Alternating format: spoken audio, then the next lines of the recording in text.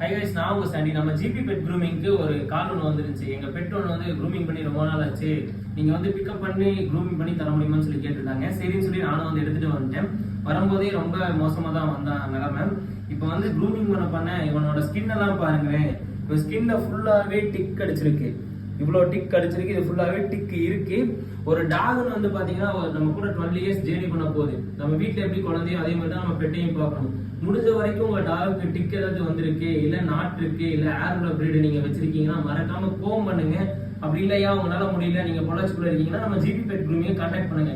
இந்த வீடியோ பாக்குற எல்லாருமே பெட் வச்சிருப்பீங்க.